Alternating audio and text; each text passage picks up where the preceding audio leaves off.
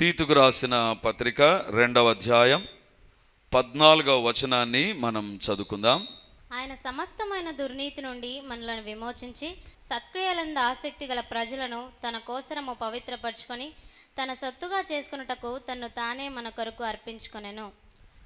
దేవుని బిడ్డలారా, ఈరోజు యేసు ప్రభు ఎందుకు చనిపోయాడు, లేదా యేసు ప్రభు భూలోకానికి వచ్చి తన ప్రాణాన్ని అర్పించవలసిన అవసరత ఏమొచ్చింది, ఎందుకోసం? చాలా సందర్భాలలో మనం ఏమనుకుంటామంటే పరలోకానికి ప్రభు మనల్ని తీసుకెళ్ళడానికి మనం నరకానికి వెళ్ళేటువంటి వారము, పరలోకంకి వెళ్ళాలి, అందుకే ప్రభు భూలోకానికి వచ్చాడు అనేటువంటి తలంపు మనం కలిగి ఉంటాం. కానీ ఈరోజు వాక్యంలో నుంచి అది 100% వాస్తవమే. పరలోకానికి మనల్ని చేర్చడానికే ప్రియ ప్రభువు భూలోకానికి దిగి వచ్చాడు. కానీ ఇక్కడ దేవుడు మనతో మాట్లాడేటువంటి మరొక యాంగిల్ను మీ ఎదుట నేను ఉంచాలని కోరుతూ ఉన్నాను. Why God came in to this world? యేసు ప్రభు ఎందుకు ఈ లోకానికి వచ్చాడు, ఎందుకు ఈ లోకానికి వచ్చాడు? పౌలు అనేక సందర్భాలలో అనేక కారణాలు తెలియజేశాడు. కానీ ఈ తీతుకు ఈ పత్రిక రాస్తూ తీతు అనేటువంటి వ్యక్తిని గురించి ఎక్కువగా మనకు బైబిల్లో కనబడదు, కానీ అతడు పరిచర్య జరిగించినటువంటి పరిచర్యను గురించి ఈ యొక్క పత్రికలో మనం చూస్తాం. He did a pastoral ministry అండి, అంటే సంఘ కాపరిగా పరిచర్యను జరిగించినటువంటి వ్యక్తి తీతు అండి. అంత మాత్రమే కాదు, కానీ తీతు అనేటువంటి ఈ యవనస్తునికి రాయబడినటువంటి ఈ letter, it's a personal letter. రోమా పత్రిక అనేటువంటిది రోమాలో ఉండేటువంటి సంఘానికి, ఎఫెసీ పత్రిక అనేటువంటిది ఎఫెసీ సంఘంలో ఉండేటువంటిది. కానీ తీతు, ఫిలేమోను ఇవి పర్సనల్ లెటర్స్, వ్యక్తిగతమైనటువంటి ఉత్తరాలు. అంటే పర్సనల్గా తీతుకు రాసినటువంటి ఉత్తరం. ఎందుకంటే తీతు సంఘ పరిచర్య జరిగిస్తుంటున్నాడు, సంఘంలో నాయకుడిగా ఉంటున్నాడు. అందుకే అనేక విషయాలు సంఘానికి సంబంధించినవి వివరించినట్లుగా మనం చూస్తాం. దేవుని బిడ్డలారా, ఈ తీతు పత్రిక మొదటి అధ్యాయం 10 నుంచి 16 వరకు మీరు చదివితే తప్పుడు బోధలు బోధించేవారు అప్పటికే సంఘంలో ఉన్నారు. అంటే దేవుని బోధలను వక్రీకరించి బోధించేవారు ఉంటే వారిని గురించినటువంటి హెచ్చరికలు తీతుకు రాస్తున్నాడు. ఎందుకంటే తీతు, నువ్వు సంఘాన్ని నడిపిస్తుంటున్నావు, సంఘంలో బోధ చేయడానికి చాలామంది వస్తుంటారు, తప్పుడు బోధలు చేసే వాళ్ళు కూడా ఉంటారు. Be careful about false teachings. తప్పుడు బోధలను బట్టి జాగ్రత్తగా ఉండు. దేవుని బిడ్డలారా, ఇక్కడ ఒక మాట చెప్పి నేను ముందుకు వెళ్ళాలని కోరుతూ ఉన్నాను. ఏంటంటే ఈ దినాల్లో బోధలు అధికమైపోయాయి, లైవ్లు అధికమైపోయాయి, సందేశకులు అధికమైపోయారు, సేవకులు అధికమైపోయారు. దేవునికి స్తోత్రం. అంత్య దినాల్లో ఖచ్చితంగా ఇది జరగాలి. ఎందుకంటే అంతటా సువార్త ప్రకటించబడాలి అంటే సేవకులు అవసరమే, సేవా విధానాలు అవసరమే, పరిచర్యలు అవసరమే. నూతనమైన సంఘాలు ఇంకా కోకలుగా రావాలి, వచ్చి తీరాలి. అప్పుడే దేవుని యొక్క వాక్యం ఇంకా విస్తారంగా ప్రకటించబడుతుంది. కానీ ఆ సేవలో సాతాను ఒక కార్యం చేస్తాడు. ఏంటి ఆ కార్యం అంటే తప్పుడు బోధలు బోధించేటట్లు చేస్తాడు. అంటే వారికి నచ్చిన విధానంలో బోధ చేయడం అనేటువంటిది స్టైల్ అయిపోతుందండి, ఫ్యాషన్ అయిపోతుంది. వారు ఏదో ఒకటి అనుకుంటారు, ఏదో ఒకటి భావిస్తారు, ఆ బోధను చేసేటువంటి వారుగా ఉంటారు. దేవుని బిడ్డలారా, బోధ మంచిదే, బోధ శ్రేష్టమైందే, కానీ తప్పుడు బోధ చాలా నష్టాన్ని కలగజేస్తుంది. ఒక వ్యక్తి జీవితంలో తప్పుడు బోధకు ఎక్స్పోజ్ అయిపోతే జరిగేటువంటి కార్యం ఏంటి తెలుసా? ఆ వ్యక్తి జీవితంలో దేవునికి వ్యతిరేకంగా జీవిస్తాడు. కొద్ది దినాల కిందట ఒక డాక్టర్తో నేను మాట్లాడుతూ ఉన్నాను. ఆమె నాకు చెప్పినటువంటిది, అన్న నేను ఒక షాపింగ్ మాల్కి వెళ్ళాను. షాపింగ్ మాల్లో షాప్ చేయడానికి నేను వెళుతూ ఉంటే బయట 2 సహోదరులు బైబిల్ పట్టుకొని కనపడ్డారు. నాకు అనిపించింది, షాపింగ్ మాల్లో కూడా బైబిల్ పట్టుకొని ఉన్నారే అని దగ్గరికి వెళ్ళి, అమ్మ మీరు ఎవరు అంటే వాళ్ళు చెప్పారంట, మేము పలానా ప్రాంతం నుంచి ఇక్కడికి వచ్చాము, మేము పరిచర్య జరిగిస్తాము. అవునా, చాలా సంతోషం, మీరు మాల్లోకి వచ్చే వారికి పరిచర్య జరిగిస్తారంటే అవును, మేము వచ్చేటువంటి వారికి, అంటే షాపింగ్కి వచ్చేటువంటి వారికి కూడా సేవ చేయడానికి వాళ్ళు భారం కలిగి ఉన్నారనుకొని ఈమె చాలా సంతోషంగా, అబ్బా దేవుడు ఎంత మంచి ఏమనాలి మినిస్ట్రీ మీకు ఇచ్చాడు, అందరూ చర్చిల్లో తర్వాత ఎక్కడ మీరు షాపులకు వచ్చే వారికి కూడా సువార్తను అందిస్తున్నారా అంటే మీకు కూడా అందించాలి అన్నారంట. ఏం చెప్పాలనుకుంటున్నారంటే వాళ్ళు చెప్పినటువంటి బోధ ఏంటి తెలుసా? యేసు ప్రభువుకు ఒక తల్లి ఉంది, ఆ తల్లి పేరు పరలోకంలో ఉండేటువంటి యెరూషలేం పట్టణము. మనము యేసు ప్రభువును కాదు పూజించాల్సింది, ప్రార్థించాలి. పరలోకంలో యెరూషలేము అనేటువంటి తల్లి ఉంది, ఆమెకు మనం ప్రార్థన చేయాలి. ఒక కొత్త బోధ తీసుకురావడం ప్రారంభించారంట, ఒక కొత్త బోధ తీసుకురావడం ప్రారంభించారు. అంటే అప్పుడు నేను అడిగాను, అమ్మ డాక్టర్గా మీరు ఏం సమాధానం ఇచ్చారు అంటే ఆమె చెప్పినటువంటిది, పరలోకంలోనికి వెళ్ళడానికి యేసుప్రభు మార్గం. ముందు నేను పరలోకానికి వెళితే పరలోకంలో యెరూషలేం ఉందా, యెరూషలేం తల్లి ఉందా, అది నాకు అవసరం.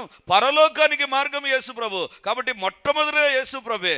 దేవుని బిడ్డలారా, ఆ యొక్క బోధ కడపలో కూడా ఉందండి. కడపలో కూడా ఒక సంఘం ఉంది, మీకు తెలుసో లేదో. వాళ్ళు కొత్త బాప్తీసం ఇస్తారు. మామూలుగా మనం తండ్రి కుమార పరిశుద్ధాత్మ నామంలో బాప్తీసం ఇస్తే వాళ్ళు తల్లి పేరుతో కూడా బాప్తీసం ఇస్తారు. వాళ్ళు అంటారు, యెరూషలేం అనే తల్లి సంఘంలో మీరు చేర్చబడ్డారు. తల్లి సంఘాలకు పోటీగా ఇంకొక తల్లి సంఘం వచ్చేసింది. దేవుని బిడ్డలారా, తప్పుడు బోధలు భూలోకంలోకి వస్తున్నాయి.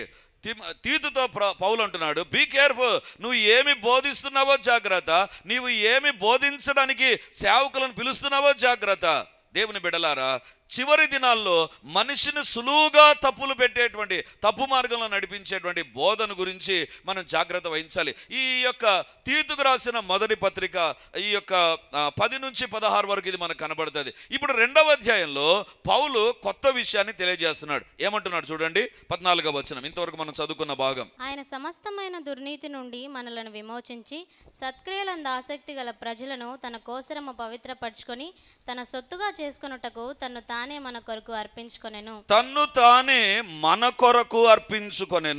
మన కోసం అర్పించుకున్నాడు. దేనికోసం అర్పించుకున్నాడు?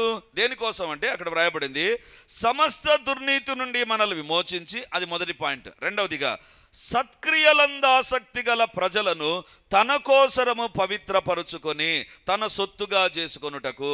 దేవుడు మనల్ని సొత్తుగా చేసుకున్నాడంట. దేనికోసం సొత్తుగా చేసుకున్నావు? దేనికోసం ఏర్పరచుకున్నావు? దేనికోసం మమ్మల్ని క్రైస్తవులుగా ఉంచావంటే బైబిల్లో వ్రాయబడింది, సత్క్రియలయందు ఆసక్తి గల ప్రజలను తయారు చేయడానికి. యేసు ప్రభు భూలోకానికి వచ్చినటువంటిది మొదటి కారణం వ్రాయబడింది, సమస్త దుర్నీతి నుండి మనల్ని విమోచించడానికి. అది మొదటి కారణం. రెండవ కారణం ఏంటి తెలుసా? సత్క్రియలయందు ఆసక్తి కలిగిన వారుగా మనం ఉండాలి. అంటే మన జీవితాల్లో ఆసక్తి ఉండాలి. దేని పట్ల ఆసక్తి? క్రికెట్ మ్యాచ్ పట్ల ఆసక్తా, లేకపోతే బెట్టింగ్ల పైన ఆసక్తా, లేకపోతే ఇంకొక దానిపైన ఆసక్తా? ఈ మధ్య కాలంలో కొత్త పదం వచ్చింది, విండో షాపింగ్ అంటారు. అంటే వాళ్ళకి ఏం పొద్దుపోనాడు, బజార్లో తిరుగుతూ ఉంటే ఆ గ్లాసులో ఏదో ఒకటి కనపడుతుంది, అది పోయి కొనుక్కుంటారు. ఎందుకంటే పొద్దుపోవడంలా, కాబట్టి they call it as a window shopping. అంటే బయట ఏది వాళ్ళకి కనబడుతుందో అది కొనుక్కోవాలి. అంటే అది మంచి క్రియ. అంటే నీకు పనికొచ్చేది అయితే మంచిదే, కానీ బోర్ కొడుతుంది కాబట్టి కొనుక్కోవడం మంచి క్రియనా? కాదది, సత్క్రియ కాదు. దేవుని యొక్క వాక్యంలో ఈరోజు దేవుని యొక్క సందేశం ఏంటంటే, సత్క్రియలు దేవుని బిడ్డలు ఏం చేయాలి, అసలు దేవుని దృష్టిలో సత్క్రియ ఏంటిది అనేటువంటిదే ఈరోజు దేవుని యొక్క వాక్యంలో మనం చూడబోతుంటారా. దేవుడు భూలోకానికి రావడంలో గల ఉద్దేశం ఏంటంటే, నిన్ను నన్ను సత్క్రియల యందు ఆసక్తి కలిగిన వారిగా చేయడానికి. మంచి క్రియల పట్ల మనకు ఆసక్తి, మంచి క్రియల పట్ల దేవుడు ఈరోజు మనతో మాట్లాడుతుంటున్నాడు. మన జీవితంలో దేని పట్ల ఆసక్తి మనం కలిగి జీవించాలంట? సత్క్రియల యందు ఆసక్తి. దేవుని బిడ్డలారా, ఏంటిది సత్క్రియ? దేవుడు కోరుకునే సత్క్రియ ఏంటి? మనుషులు చాలా వాటిని మంచి క్రియలు అంటారండి, మంచి క్రియలు అంటారు. కానీ దేవుడు కోరుకున్నవి ఏంటివి? వాటిని ఈరోజు ఒక 3 మీ ఎదుట నేను ఉంచాలని కోరుతున్నా. రండి, ఆదికాండం 4వ అధ్యాయం 7వ వచనాన్ని మనం చదువుకుందాం. మన సత్క్రియ చేసిన ఎడల తలనెత్తుకొనవా, సత్క్రియ చేయని ఎడల వాకిట పాపం పొంచియుండును. నీ ఎడల దానికి వాంఛ కలుగును, నీవు దానిని ఏలుదువనెను. చాలు. ఆదికాండం 4:7, నీవు సత్క్రియ చేసిన ఎడల తలనెత్తుకొనవా. ఎవరితో మాట్లాడుతున్నాడు దేవుడు? కయ్యూనుతో మాట్లాడుతున్నాడు. కయ్యూనుతో దేవుడు అంటున్నాడు, సత్క్రియ చేసిన ఎడల. నీవు సత్క్రియ చేస్తే తల ఎత్తుకుంటావు కదా, తల ఎత్తుకుంటావు. నీవు సత్క్రియ చేయలేదు అని దేవుడు కయ్యూనుతో మాట్లాడుతుంటున్నాడు. ఏంటిది సత్క్రియ? బైబిల్లో గమనిస్తే, సత్క్రియ చేయని ఎడల వాకిట పాపము పొంచి ఉండును. నువ్వు మంచి క్రియ చేయకపోతే పాపం ఎక్కడ ఉంటుందంట? ఎప్పుడెప్పుడు లోపలికి రావాలని ఉంటుంది. సత్క్రియ ఎప్పుడైతే చేయవో పాపం అనేటువంటిది లోపలికి వస్తుందంట. అంటే ఇక్కడ దేవుడు చెప్పేటువంటి మాట ఏంటిదంటే, సత్క్రియ ఒక వ్యక్తి జీవితంలో చేయకపోతే పాపము లోపలికి ప్రవేశిస్తుంది. పాపము లోపలికి ప్రవేశిస్తుంది అంటే కయ్యూనులోనికి పాపం వచ్చి ఒక నరహంతకుడుగా మారడానికి కారణం ఏంటంటే అవసరమైన సత్క్రియ చేయలేదు, అవసరమైనటువంటి సత్క్రియ చేయలేదు. ఈరోజు దేవుడు మనతో మాట్లాడుతుంటున్నాడు, సత్క్రియల యందు ఆసక్తి కలిగిన వారుగా మనం ఉండాలి. కయ్యూను చేయనటువంటి సత్క్రియ ఏంటిది అంటే బైబిల్లో మనం చూస్తాం, మనకు తెలుసు కయ్యూను దేవునికి అర్పణ తెచ్చాడు, హేబేలు దేవునికి అర్పణ తెచ్చాడు. వీరిద్దరూ అర్పణ తెస్తే బైబిల్లో వ్రాయబడింది, హేబేలును అతని అర్పణను దేవుడు అంగీకరించను, కయ్యూనును అతని అర్పణను దేవుడు అంగీకరించలే. ఎప్పుడైతే అంగీకరించలేదో కయ్యూనుకు ఆ దినాల్లోనే బీపీ పెరిగిపోయింది. ఎంత బీపీ పెరిగిపోయిందంటే రాయి తీసుకొని వాళ్ళ తమ్ముని ఒక్క దెబ్బతో చంపేశాడు. అంటే సత్క్రియ చేయనటువంటి వ్యక్తి జీవితంలో పాపము వాకిటనే పొంచి ఉండును అంటారు కదా. అంటే ఎప్పుడైతే అతని జీవితంలో సత్క్రియ లేదో అతడు ఒక నరహంతకుడుగా మారిపోయాడు. అందుకే బైబిల్లో వ్రాయబడింది, సత్క్రియ చేసేటువంటి వ్యక్తిగా నిన్ను మార్చడానికి దేవుడు పరలోకం నుంచి భూలోకానికి వచ్చాడు. నీ జీవితంలో మంచి క్రియ లేకపోతే పాపం అనేటువంటిది వాకిటనే పొంచి ఉంటుంది. నాకు అనిపించింది, ఏం తప్పు చేశాడు కయ్యూను? చంపడం తప్ప కాదు. దానికి ముందు చేసినటువంటి తప్పేంటి? చంపడం అనేటువంటిది తర్వాత జరిగింది, కానీ దానికి ముందు సత్క్రియ చేయలేదంట. దేవుడు అంటున్నాడు, ఏంటిది ఆ సత్క్రియ? ఆ సత్క్రియ ఏంటిది? దేవుని యొక్క వాక్యంలో మనం చూద్దాం రండి. ఆదికాండం 4వ అధ్యాయము 3వ వచనం. కొంతకాలమైన తర్వాత కయ్యూను పొలం పంటలో కొంత యెహోవాకు అర్పణగా తెచ్చెను. హేబేలు కూడా తన మందలో తొలిచూలున పుట్టిన వాటిలో క్రొవ్విన వాటిని కొని తెచ్చెను. యెహోవా హేబేలును అతని అర్పణను లక్ష్యపెట్టెను, కయ్యూనును అతని అర్పణను ఆయన లక్ష్య పెట్టలేదు. ఇక్కడ ఇద్దరు దేవుని దగ్గరకు వచ్చారండి. ఒకరే కాదు, హేబేలు ఒక్కడు రాలేదు, కయ్యూను వచ్చాడు, హేబేలు వచ్చాడు. ఇద్దరు వచ్చి ఇద్దరు ఏం చేశారంటే దేవునికి అర్పణ అర్పించారు. కానీ బైబిల్లో ఎందుకు కయ్యూను అర్పణ దేవుడు అంగీకరించలేదంటే 3వ వచనం చూడండి. కొంతకాలమైన తర్వాత కయ్యూను పొలము పంటలో కొంత యెహోవాకు అర్పణగా తెచ్చెను. ఎంత తెచ్చాడంట? కొంత తెచ్చాడు. హేబేలు ఏం చేశాడు? హేబేలు కూడా తన మందలో తొలుచూలు పుట్టిన వాటిలో క్రొవ్విన వాటిని ఎన్ని తెచ్చాడు? కొన్ని తెచ్చాను. ఇద్దరు కొన్ని తెచ్చారండి, ఎక్కువ ఏం తెచ్చారు. హేబేలు ఎక్కువ తెచ్చి కయ్యూను తక్కువ తెచ్చాడు అంటే లేదు, హేబేలు కొన్నే తెచ్చాడు, కయ్యూను కూడా కొన్నే తెచ్చాడు. కానీ హేబేలు యొక్క అర్పణను దేవుడు ఏం చేశాడంటే అంగీకరించాడు. కయ్యూను యొక్క అర్పణను దేవుడు అంగీకరించలేదు. ఎందుకు అంగీకరించలేదంటే కారణం ఒకటి కనపడుతుంది చూడండి. 3వ వచనం. కొంతకాలమైన తర్వాత కయ్యూను పొలము పంటలో కొంత యెహోవాకు అర్పణగా తెచ్చెను. అంతే బైబిల్లో వ్రాయబడింది. 4వ వచనం. హేబేలు కూడా తన మందలో తొలిచూలు పుట్టిన వాటిలో క్రొవ్విన వాటిని కొన్ని తెచ్చెను. అంటే హేబేలు, ఇప్పుడు నా సైడ్ చూడండి, మీకు చెప్తాను అర్థమయ్యేటట్లు. మీరు బైబిల్ చూస్తుంటే ఏదేదో చదివి ఎక్కడెక్కడ ఆలోచనలు వెళ్ళిపోతాయి. బైబిల్ చదవనప్పుడు బైబిల్ చదివి వెంటనే వాక్యంలోకి రావాలి. హేబేలు కొన్ని తెచ్చాడు, కయ్యూను కూడా కొన్నే తెచ్చాడు. కానీ హేబేలు ఏం తీసుకొని వచ్చాడు అంటే అతడు తన దగ్గర ఉండేటువంటి గొర్రెల మందలో నుంచి తీసుకొని వచ్చాడు. కయ్యూను ఏం చేశాడు? పొలములో ఉండేదాని నుంచి తీసుకొని వచ్చాడు. అంటే ఎవరి దగ్గర ఏముందో దాంట్లో నుంచే తీసుకొని వచ్చారు. ఇద్దరు కొన్నే తెచ్చారు. కానీ హేబేలును అతని అర్పణను దేవుడు అంగీకరించడానికి కారణం ఏంటి తెలుసా? బైబిల్లో చూస్తే తన మందలో ఏది దొరికితే తీసుకురాలా. తన మందలో తొలిచూలు పుట్టిన వాటిలో క్రొవ్విన వాటిని తీసుకొని వచ్చాడు. అంటే దేవునికి ఇచ్చే విషయంలో, దేవుని దగ్గరికి తీసుకొని వచ్చే విషయంలో ఏది దొరికితే తీసుకురాలే. ముందు ఆ యొక్క 4-5 గొర్రెలు ఉన్నాయా, అది తీసుకొని వద్దాం, అలా లేదు. కయ్యూను ఏం చేశాడంటే తన దగ్గర ఏదైతే కట్ట ఉందో ఆ యొక్క పంట పొలము ఏదైతే ఉందో తీసుకొని వచ్చేసాడు. కానీ హేబేలు ఏం చేశాడు తెలుసా? నేను దేవుని దగ్గరికి పోతున్నా, నా తొలిచూలు పుట్టిన వాటిలో, అంటే ఫస్ట్ బార్న్, అన్నిటికంటే ప్రథమంగా పుట్టిన వాటిలో క్రొవ్విన వాటిని. అంటే దేవుని దగ్గరకు వస్తున్నప్పుడు కయ్యూను ఏం చేశాడు తెలుసా? క్యాజువల్గా వచ్చాడు, అలవాటుగా తీసుకురావాలనా. ఇప్పుడు మనం ఇంట్లో అన్నం వండేటప్పుడు బియ్యం తీసుకుంటామండి, మాట్లాడుతూ లేదా ఇంకా ఏదేదో చేస్తూ ఊరిగా ఎక్కడో ఉంటాం, పరధ్యానంలో ఉంటే అలా తీసుకొని వచ్చి పాత్రలో వేసేసి వండేస్తాం, అయిపోతుంది. కానీ అదే మన ఇంటికి ఎవరన్నా వచ్చారనుకో మనం తీసుకునే బియ్యం మంచి బియ్యమా, లేకపోతే అదేదో అంటారు కదా వాసన వస్తాయి బియ్యము, ఆ బియ్యమా, ఏం వేయాలి, బిర్యానీ బియ్యమా, నాకు తెలుదులేండి కొంచెం పూరిందులో.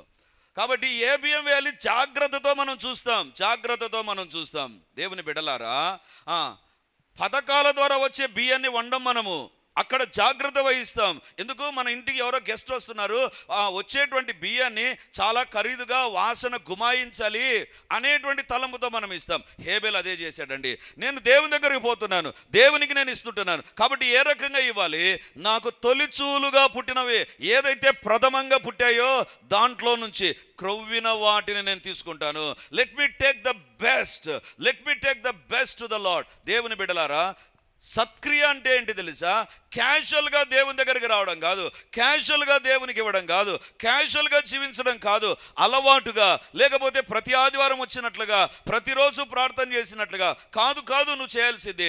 సత్క్రియ అంటే ఏంటి తెలుసా? ఏది బెస్టో అది దేవునికి ఇవ్వడం ప్రారంభించాలి. ఏది బెస్టో, హేబెల్ ఏం చేస్తున్నాడంటే తొలిచూలు అంటే మొట్టమొదటిగా తనకు వచ్చినటువంటిది, ఆ తర్వాత అందులో శ్రేష్టముగా ఉండేటువంటివి కొవ్విన వాటిని తీసుకుంటున్నాడు. ఎందుకు తెలుసా? నేను దేవునికి ఇస్తుంటున్నా, మా అమ్మ మా నాన్నకు కాదు, బంధువులకు కాదు, లేకపోతే ఇంకొకరికి కాదు నేను ఇచ్చేది, నేను దేవునికి ఇస్తుంటున్నా. Let me be very careful. చాలా జాగ్రత్తగా నేను దేవునికి శ్రేష్టమైనది ఇవ్వాలి.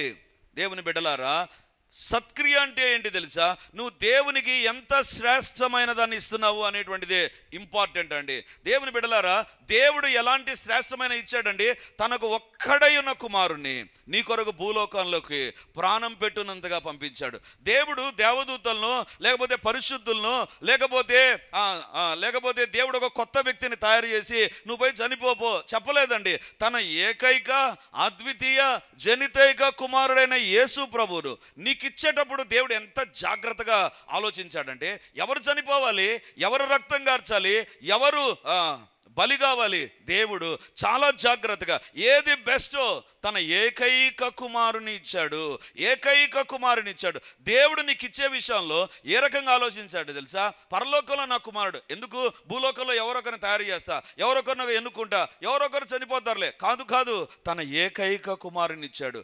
దేవుడు ఎలాంటి స్వభావం కలిగిన వాడంటే, నీకు ఇచ్చే విషయంలో దేవుడు శ్రేష్టమైన దాన్ని ఇచ్చాడు. రెండవదిగా కీర్తనల గ్రంథం 66వ కీర్తన 9వ వచనంలో చూస్తే దేవుడు ఏమి ఇచ్చాడో అక్కడ మనం గమనిస్తామండి. జీవ ప్రాప్తులనుగా మమ్మను కలుగజేయువాడు ఆయనే, ఆయన మా పాదములను కదలనీయడు. ఇక్కడ కీర్తనకారుడు అంటున్నాడు, జీవ ప్రాప్తులనుగా మమ్మను కలుగజేయువాడు ఆయనే. దేవుని బిడ్డలారా, ఏం చేశాడంట దేవుడు ఏమిచ్చాడంట? మొట్టమొదటిగా తన అద్వితీయ కుమారుని జనితైక కుమారుని మనకిచ్చాడు. రెండవదిగా జీవ ప్రాప్తులనుగా, అంటే నువ్వు అన్నం తింటావు కానీ నీకు బలం వస్తుంది కానీ జీవం అనేటువంటిది రాదు. నీలో ఉండేటువంటి ఆత్మ జీవింపజేసే ఆత్మగా దేవుడు తయారు చేశాడు. నీకు దేవుడు జీవాత్మను అనుగ్రహించాడు. నీవు జీవించే వ్యక్తిగా ఈ దినాన ఉంటున్నావంటే అది అన్నం తినడం ద్వారానో లేకపోతే నీ జీవితంలో నువ్వు సంపాదించే సంపాదన దానిగానో రాలేదు, రాబోదు కూడా. దేవుడే ద బెస్ట్ లైఫ్ను నీకు ఇచ్చాడు, ప్రాణాన్ని దేవుడు నీకు ఇచ్చాడు, నిన్ను జీవ ప్రాప్తులనుగా చేశాడు, నిన్ను దేవుడు జీవించే ప్రాణిగా చేశాడు. దేన్ని బట్టి? నీకుండేటువంటి పదార్థాలను బట్టో సౌకర్యాలను బట్టో కాదండి. జీవము నీలో ఉందంటే అది దేవుడిచ్చినదే, దేవుడు ఎలాంటిది ఇచ్చాడంటే ఎవ్వరు ఇవ్వలేరండి జీవాన్ని, ఒక్క దేవుడు మాత్రమే ఇవ్వాలి. డాక్టర్స్ ఏమిస్తారు? మెడిసిన్స్ ఇస్తారు. డాక్టర్స్ ఏమిస్తారు? కేర్ తీసుకుంటారు. కానీ జీవాన్ని ఇవ్వాల్సింది ప్రభువే. జీవాన్ని ఎక్కడ దొరకదు. నీ చేతుల్లో ఉండేటువంటిది ఏంటి తెలుసా?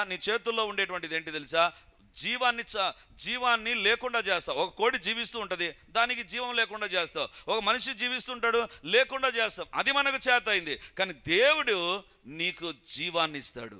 జీవాన్ని ఇచ్చేటువంటి దేవుని బిడ్డలారా, ఎంత ఖరీదైనటువంటి వ్యక్తి అయినా జీవం లేకుండా ఉంటే, ఎంత చిన్న చెట్టు అయినా జీవం లేకుంటే దానికి మనం విలువనిస్తామా? ఇవ్వలేం. దేవుడు అంటున్నాడు, ఒక వ్యక్తికి జీవాన్ని ఇచ్చేటువంటి విషయంలో ఐ డింట్ కాంప్రమైజ్, నేను కాంప్రమైజ్ కాలేదు. I gave him the best, అతనికి శ్రేష్టమైనది ఇచ్చాను.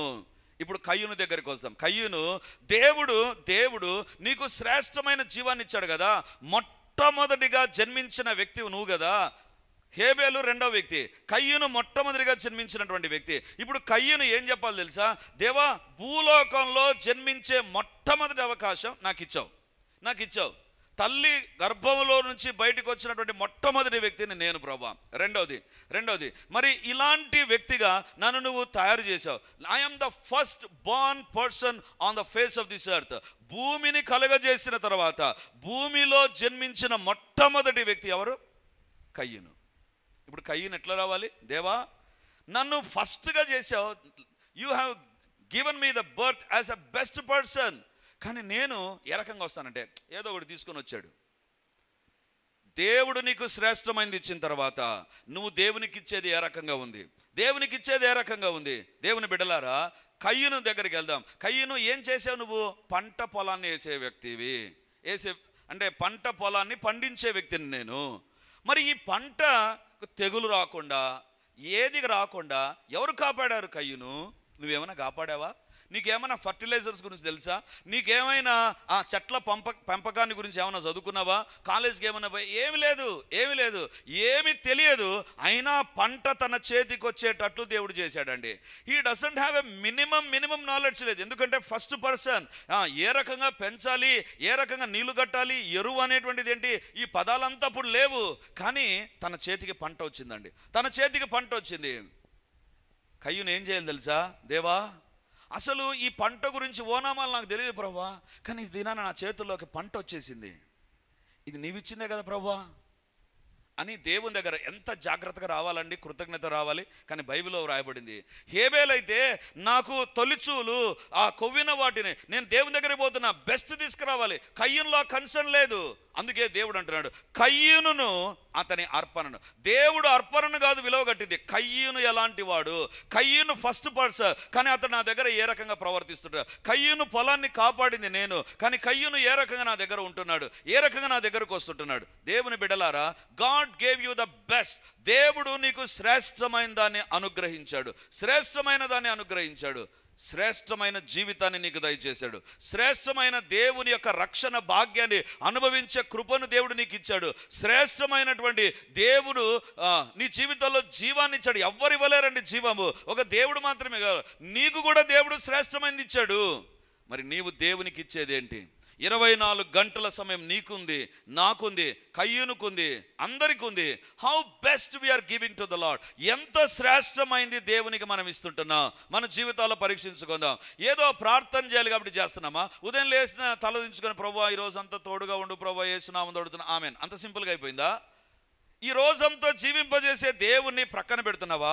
ఈ రోజంతా నీకు ఉద్యోగంలో సహాయం చేసే దేవుని ప్రక్కన పెడుతున్నావా? ఈ దినమంతటికి అవసరమైనటువంటి పనులు చేయడానికి జ్ఞానాన్ని నీ యొక్క బ్రెయిన్లో ఉంచినటువంటి దేవుని మర్చిపోతున్నావా? దేవుడు ఈరోజు మనతో మాట్లాడుతుంటున్నాడు. కయ్యూను ఏం సత్క్రియ చేయలేదు తెలుసా? దేవుడు తనకు శ్రేష్టమైనది ఇస్తే కయ్యూను మాత్రం దేవునికి ఏదో ఒకటి ఇచ్చేస్తున్నాడు. ఇది నా దేవుని వాక్యం ఎదుట మనల్ని పరీక్షించుకుందాం. ఎవరి దగ్గర లేదు. దావీదు అంటాడు, వేల కొలది వెండి బంగారు నాణేల కంటే విలువైనటువంటిది నీ వాక్యం ప్రభా, అది నా దగ్గరికి ఇచ్చావు అని దావీదు దేవుని స్తుతిస్తాడు. కానీ ఈ దినాన మన దగ్గర బైబిల్ ఉంది. చదువుతున్నావా? ఎంత చదువుతున్నావు? వెలకట్టలేని బైబిల్ అది. అందుకే దావీదు అంటాడు, నా దగ్గర వేల కొలది వెండి బంగారు నాణేలు ఉన్నాయి, కానీ వాటన్నిటికంటే మించింది నీ వాక్యం ప్రభా. దట్ ఈస్ వై రాత్రి జాములందు నేను ఏం చేస్తానంటే నీ వాక్యాన్ని చదువుతాను ప్రభా. నీ వాక్యాన్ని ఎంతసేపు చదువుతున్నావు నువ్వు? పేపర్ అయితే పై నుంచి లాస్ట్ వరకు చదువుతూ ఉంటాం. ఇంకా మనకు పేపర్ అయిపోయిన తర్వాత టీవీ దగ్గర కూర్చుంటాం, ఆ వార్తలు వింటాం, ఆ తర్వాత సెల్ ఫోన్లో మెసేజ్ అది చూస్తాం. we give utmost value to the news. ఈరోజు పేపర్ రేపు నీకు ఇచ్చి చదవమంటే చదువుతావా? చదవవు. ఎందుకు తెలుసా? ఏమంటాం? రాయలసీమ భాషలో ఏమంటాం? సద్ది వార్తది. నిన్న వార్త ఈరోజు చదవడం ఏంటి? ఇసిరి కొడతాం, లేదా పొట్లాలకు వస్తుంది, లేదా మన ఇంట్లో అటకల పైన వేసుకుంటాం, అంతే. నిన్నటి పేపర్ ఈ రోజుకు పనికిరాదు. కానీ దావీదు అంటున్నాడు, దేవా నీవిచ్చిన ధర్మశాస్త్రము వేల కొలది వెండి బంగారం విలువ పెరిగిపోతూనే ఉంది కదా. ఎంత పెరిగిపోతుందంటే మీ పెళ్ళి అయినప్పుడు ఒక రకంగా ఉంటుంది, మీ కూతురు పెళ్ళి అయినప్పుడు ఇంకొక రేటు ఉంటుంది, ఎంతో పెరిగిపోయి ఉంటుంది. ఇంత పెరుగుతున్నటువంటి బంగారం కంటే దేవుని ధర్మశాస్త్రం ఇంకా విలువైనది. ఆ ధర్మశాస్త్రానికి ఎంత విలువనిస్తున్నావు నువ్వు? ఎంత సమయం ఇస్తుంటున్నావు? ఎంతగా చదువుతుంటున్నావు? ఒకవేళ గవర్నమెంట్ ఒకవేళ నీకు ఒక జీవో ఇచ్చిందని క్షుణ్ణంగా చదువుతాం. But when you come to the word of God, వాక్యం దగ్గరకు వస్తున్నా కానీ we don't give a value to that. దేవుడు చూస్తున్నాడు, నేను నీకు శ్రేష్టమైన వాక్యాన్ని ఇచ్చాను, ఎంతగా చదువుతున్నావు? శ్రేష్టమైన జీవాన్ని ఇచ్చాను, ఎంతగా నా కోసం బ్రతుకుతున్నావు? ఎంతగా నా కోసం బ్రతుకుతున్నావు? శ్రేష్టమైన నా కుమారుణ్ణి నీకు ఇచ్చాను, అతడు తన ప్రాణం పెట్టునంతగా అతనికి మరణానికి అప్పగించాను నేను, మరి నువ్వేం నాకు ఇస్తున్నావు? చిన్నప్పుడు సిఎస్ఐ గ్రౌండ్లో మీటింగ్స్ జరిగినప్పుడు స్టాల్స్ దగ్గర తిరుగుతూ ఉన్నాను నేను. When I was studying 8th or 9th class. అక్కడ చాలా ఆ దినాల్లో వాల్ టెక్స్ట్లు అవి అంత లేవండి, చిన్న స్టిక్కర్లు ఉండేవి. అక్కడ ఒక స్టిక్కర్ నన్ను చాలా ఆకర్షించింది, ఇప్పటికీ మా ఇంట్లో ఉంటుంది, మా హాల్లో ఉంటుంది. అది ఒక మాట ఏంటంటే, Christ Jesus died for you, what have you done for him? యేసు ప్రభు నీ కోసం ప్రాణాన్నే ఇచ్చాడే, యేసయ్య కోసం నువ్వేం చేస్తున్నావు? నువ్వేమిచ్చావు? అది చాలా ఆకర్షించింది నన్ను. దేవుడు భూలోకానికి వచ్చి ఎక్కడెక్కడో కాశ్మీర్కు, కెనడాకు, లేకపోతే సింగపూర్కు, మలేషియాకు పోయి టూర్లు తిరిగి ఆ తర్వాత పరలోకానికి వెళ్ళా. యేసు ప్రభు భూలోకానికి వచ్చి తన ప్రాణాన్ని ఇచ్చాడు, తన ప్రాణాన్నే ఇచ్చాడు. ఆయన కోసం నువ్వేం చేస్తుంటున్నావు? ఏం చేశాం? ఎంతగా విలువైంది దేవునికి మనం ఇస్తున్నాం? విలువైన సమయాన్ని దేవునికి ఇస్తున్నామా? విలువైన వాక్యానికి విలువనిస్తున్నామా? విలువైన దేవుని సన్నిధికి మనం విలువనిస్తున్నామా? దావీదు అంటాడు, దేవా బయట వ్యర్థముగా సంవత్సరాలు గడుపుట కంటే నీ మందిర ద్వారమునొద్దనుండుట నాకు మేలు ప్రభువా. ప్రభు ఎదుట మనల్ని తగ్గించుకుంటూ ప్రార్థన చేద్దాం. హల్లెలూయా, హల్లెలూయా. గొప్ప దేవానికి వందనాలు, నీ యొక్క వాక్యం ద్వారా మా ఒక్కొక్కరిని దర్శించినందుకు వందనాలు దేవా. సత్క్రియలు మాలో తగ్గిపోతున్నాయి కాబట్టి, మాలో లేవు కాబట్టి, ఉండవలసినంత లేవు కాబట్టి ఈరోజు మీ వాక్యం ద్వారా మాతో మాట్లాడారు ప్రభా. సత్క్రియ లేదు, ఆసక్తి లేకుండా తన సాతాను సంబంధమైన వాటిపైన ఆసక్తి కలిగి మేము జీవిస్తున్నాం ప్రభా. లోక సంబంధమైన వాటి విషయాల పట్ల ఆసక్తి అధికమవుతుంది కానీ దేవుని విషయాలలో సత్క్రియల పట్ల ఆసక్తి లేదు కాబట్టి ఈరోజు మాతో మాట్లాడారు ప్రభా. యేసు నామమున అడుగుతున్నాము తండ్రి, మీరు భూలోకానికి వచ్చిందే సత్క్రియల యందు ఆసక్తి కలిగిన వారుగా మేము ఉండడానికి, సత్క్రియల యందు ఆసక్తి కలిగిన వారుగా మేము ఉండడానికి, సత్క్రియల యందు ఆసక్తి కలిగిన వారుగా మేము ఉండడానికి ఈ 3 సత్క్రియలు మాలో అత్యధికమగును గాక. మీకు సంతోషం ఇచ్చే సత్క్రియలు మేము చేయుదుము గాక, మీకు మహిమ తెచ్చే సత్క్రియలు మేము జీవించుదుము గాక, మా జీవితాలు సత్క్రియల మయముగా ఉండును గాక. దేవా దర్శించండి, మా జీవితాలు మార్పు చెందిన జీవితాలుగా, ప్రభుకి ఇష్టమైన జీవితాలుగా, సత్క్రియలు కలిగిన జీవితాలుగా, వెలుగుమయమైన జీవితాలుగా, సేవను జరిగించే జీవితాలుగా, కుటుంబాలుగా, వ్యక్తులుగా, తండ్రి సంఘముగా యేసు నామమందు మేము ఉందుమోగాక, యేసు నామమందు మేము ఉందుమోగాక. సత్క్రియలందు ఆసక్తి అధికమగునుగాక, అధికమగునుగాక. దేవా పరిశుద్ధాత్మ దేవా, మాలో ఈ ఆసక్తిని అధికం చేసి మహిమ పొందండి. ఈ వాక్యం మా హృదయ పలకలపైన లిఖించి మహిమను పొందుమని, మేము కయ్యూనులాగా కాక హేబేలులాగా ఉండడానికి, దోర్కలాగా ఉండడానికి, దాని ఫిలిప్పీ సంఘస్థులాగా మేము ఉండడానికి సహాయం చేసి మహిమను పొందుమని యేసయ్య పరిశుద్ధ నామమందు ప్రార్థించి అడిగి పొంది ఉంటున్నాము తండ్రి. ఆమేన్, ఆమేన్, ఆమేన్, ఆమేన్. Praise the Lord. యేసుక్రీస్తు పరిశుద్ధ నామమందు ఈ యొక్క విమోచన గడి అనే టీవీ కార్యక్రమాన్ని వీక్షిస్తున్నటువంటి దేవుని బిడ్డలారా, మీ ఒక్కొక్కరికి నా హృదయపూర్వకమైనటువంటి వందనాలు, శుభములు, ప్రార్థనలు తెలియజేస్తున్నాను. దేవుని యొక్క ఉచితమైన కృపను బట్టి ప్రతి ఆదివారం ఉదయం 9:30 గంటలకు మొదటి ఆరాధన రెడీమర్ చర్చిలో జరుగుతూ ఉంది. వందలాది మంది ప్రజలు హాజరై దేవుని దీవెనలు పొందుతుంటున్నారు. మీరు కడప చుట్టూ ఉండేటువంటి గ్రామాల్లో ఉండేటువంటి వారైతే, సమీపాన ఉండేటువంటి వారైతే ఆదివారం ఆరాధనకు తప్పకుండా హాజరై దేవుని దీవెనలు మీరు పొందాలని కోరుతుంటున్నాను. మీకోసం ప్రత్యేకంగా దేవుని యొక్క సందేశం, ప్రత్యేకమైన ప్రార్థనలు, వ్యక్తిగతంగా మిమ్మల్ని కలుసుకొని మీ గురించిన విషయాలు తెలుసుకొని ప్రార్థించాలని మేము సిద్ధంగా ఉన్నాం. కాబట్టి ఈ యొక్క రెడీమర్ చర్చ్ కడప నడిబొడ్డున ఉండేటువంటి కోట్రేడి సర్కిల్ దగ్గర నారాయణ కాలేజ్ ఎదురుగా ఉండేటువంటి ఇంతకుముందు ఉన్నటువంటి స్టార్ థియేటర్లో ఇప్పుడు జరుగుతూ ఉంది. కాబట్టి తప్పకుండా ఇతర ప్రాంతాల నుంచి వచ్చే వారికి కూడా బస్ ఫెసిలిటీ కూడా చాలా దగ్గరగానే ఉంటుంది. కాబట్టి తప్పకుండా మీరు మీ కుటుంబాలు హాజరై ఈ వాక్యపు దీవెనలు, ప్రార్థనా శక్తిని, దేవుని యొక్క అద్భుతమైనటువంటి సన్నిధిని ప్రతి ఆదివారం ఉదయం 9:30కు జరిగేటువంటి ఆరాధనలో హాజరై దేవుని దీవెనలు పొందాలని కోరుతూ ఉన్నాను. సాయంత్రం 7 గంటలకు కూడా 2వ ఆరాధన ఉంటుంది. తప్పకుండా ఈ 2 ఆరాధనలకు మీరు హాజరై దేవుని దీవెనలు పొందాలని కోరుతూ ఉంటున్నాను. మరిన్ని వివరాలకు ఈ కింద కనబడుతున్నటువంటి నంబర్ 9885669572 లేదా 9440407722కు మీరు కాల్ చేసి వివరాలు తెలుసుకోవాల్సిందిగా కోరుతున్నాను. God bless you.